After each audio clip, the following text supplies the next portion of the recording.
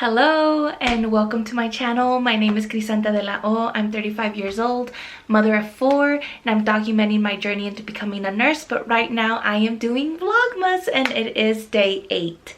In today's video, I want to talk to you all about CNA, how I became a CNA, my first job as a CNA, how much I make as a CNA, and if I think you should become a CNA before you become a nurse. So if that's something that you're interested in, stick around and we'll get right into it.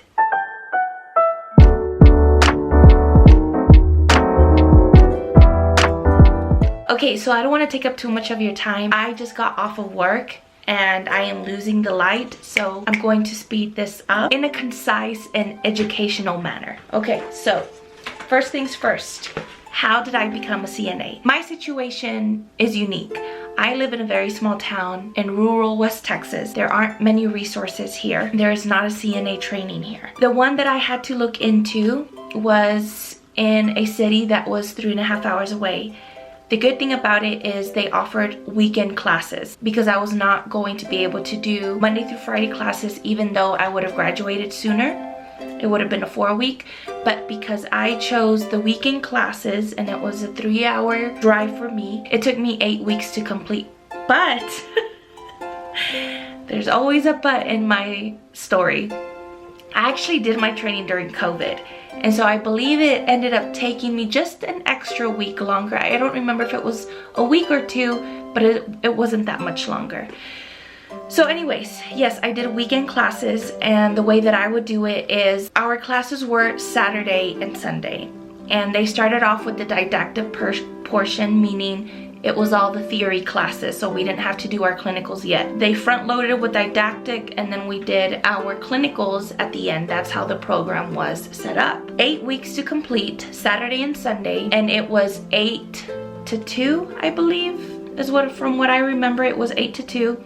Saturday and Sunday. I would leave here at 4, get there in time for class, spend the night, go to class, and then drive back home Sunday. That's how I was able to complete my CNA training. Now, because I did mine through COVID, so they told our class that half of us could stay and the other half would have to start for the next enrollment, and they could pick off where they left off. I was one of the ones who ended up staying, and the way that we did our clinicals was very different. That school ended up getting permission from the state of Texas to be able to do our clinical training there in the school, and we basically did all of our skills on mannequins. And when we started, CNAs were trained under the Pearson VUE company. So by the time I finished my CNA training and it was time for me to take my test, they ended up switching it to Prometric. So by the time I took my CNA test, I had to learn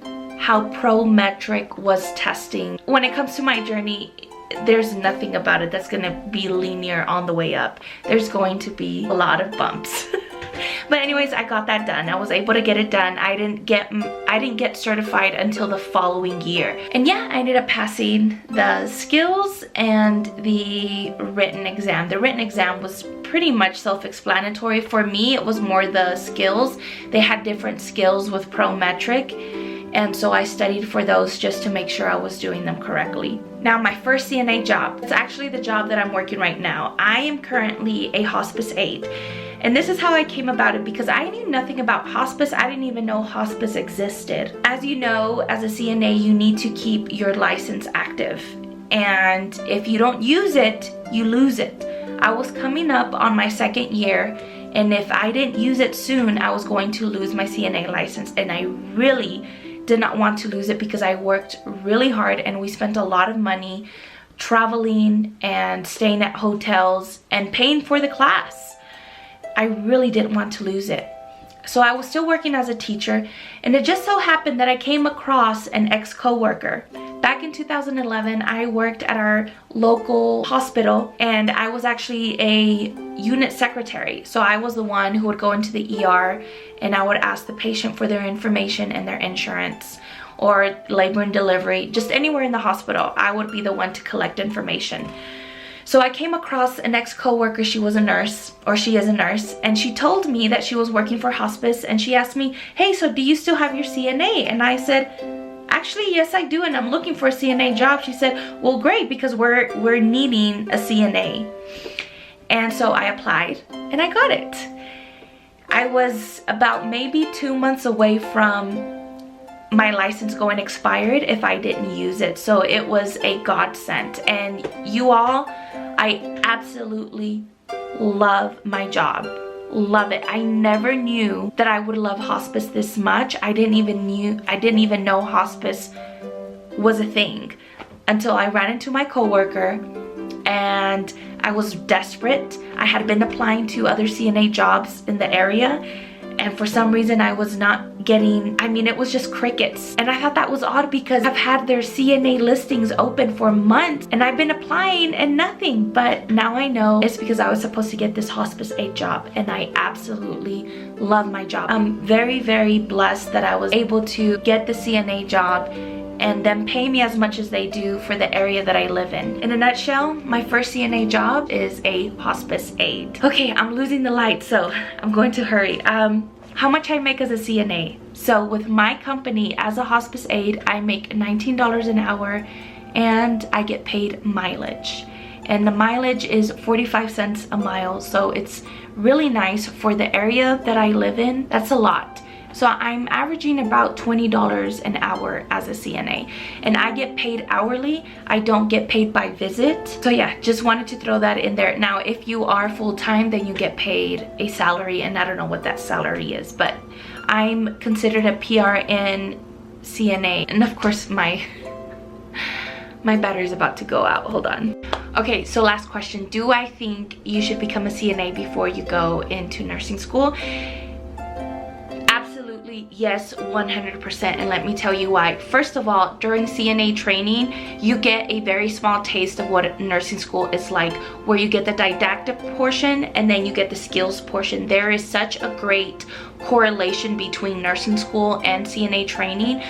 Of course, CNA training is nothing, absolutely nothing compared to what you'll have to do in nursing school, but it gives you an idea. It gives you a feel of what the environment will be like and what type of material you'll be learning and how you'll have to study for skills, because even in nursing school you have to learn advanced skills compared to CNA training. In CNA, you get to learn how to transfer a patient. You get to learn how to care for a catheter, how to do catheter care, how to do foot care.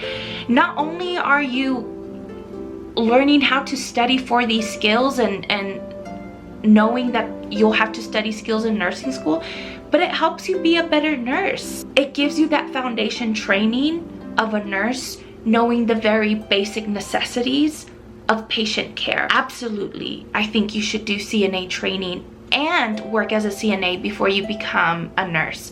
Another thing is, as a hospice aide, I can't talk for, sorry, I'm gonna take off my glasses because the glare is probably annoying. I can't speak for every other CNA job because this is the only CNA job I've ever had. But what I've learned working as one, I've been working as a hospice aide for 8 months, and this is what I've learned. I have learned what a nurse's role is. I have learned how to communicate with a patient.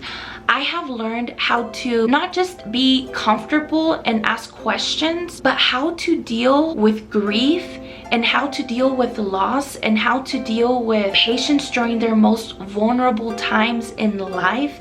These are teaching me soft skills. It's teaching me not just how to be a great nurse, but how to be a great human being. I get to form these beautiful bonds not only with the patient but with their family. It's not only helping me with soft skills, but it's helping me be a better human being and how to communicate and how to deal with really hard things in life, at least as a hospice aide. And I'm sure in any CNA role, I mean, we're working with patients and we're working with a population that is very vulnerable and sick and they want to be healed and they're scared.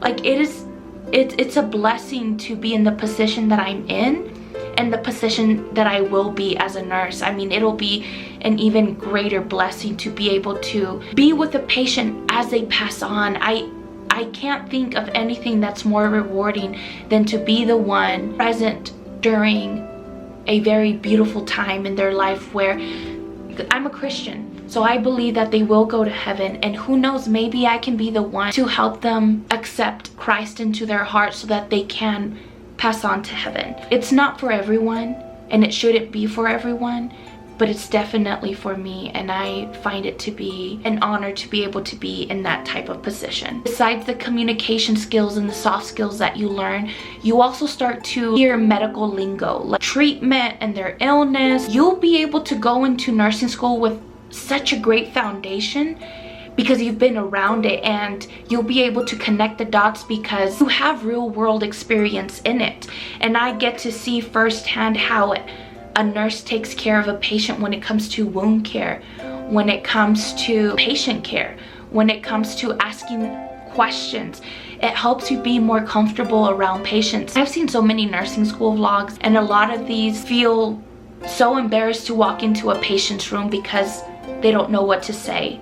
And as a CNA, you'll have that experience. I know that nursing school is going to be really hard. I know. So for me to be able to be immersed in the medical field daily, and to hear medications, and to hear diagnosis, and to hear symptoms, I mean, it's all going to help me so much to be a great nursing student, at least a successful one. I'm hoping and praying, but it's going to make me a great nurse because I'll have that experience, and I'll have that really strong foundation that I'm just building on every single year through my CNA training, through my CNA work, through my nursing school training, onto becoming a nurse. I just really believe in doing some type of CNA job before you start nursing school, so that you get an understanding of what the medical field is like. I've seen way too many nursing students on YouTube who vlog their whole journey as a nursing student, and then they quit. There's absolutely nothing wrong with that. You quit if you know that you tried it and you didn't like it, and that's absolutely fine. You at least tried it. But maybe there are some of us who don't have that luxury of being able to spend so much time and being able to spend so much money going to a school only to find out that you really didn't like it. And you can avoid that by becoming a CNA and experiencing it and learning if it is or isn't for you. Yes, working as a CNA is hard. It's the dirty work of the field, but I believe it makes you a better nurse, and it makes you a better person, and it helps you build a very strong foundation for your career. And it's only temporary. It's only for you to go in, invest in CNA training versus investing tens of thousands of dollars for a nursing school that you didn't even end up liking. I'm trying to think if there's anything else I need to include. Also, getting your CNA license and working as a CNA, if you want to get into nursing school and you're trying to get scholarships, it looks really good on your scholarship application when they see that you have worked as a CNA. Most of these nursing schools, you'll see that they look at applicants in a holistic view, meaning they're not just looking at grades. They want to see what type of person you are. Maybe you don't have the best grades, but you have experience as a CNA and you've worked as a CNA for years, then they're going to know that you want to go into nursing because you've experienced it, versus those applicants who have great grades but have no idea what the nursing world is like. So anyways, that's all I have for this video. I hope it helped you in some way. Let me know if you have any questions, and again, I'm sorry about the lighting. I wasn't able to film this video until after work. So anyways, thank you so much for being here. I hope that you're enjoying the time with your family. I hope you're enjoying the holidays, and I wish you nothing but the best. Again, let me know if you have any questions. I would love to answer them for you, and I will see you in the next video. Merry Christmas!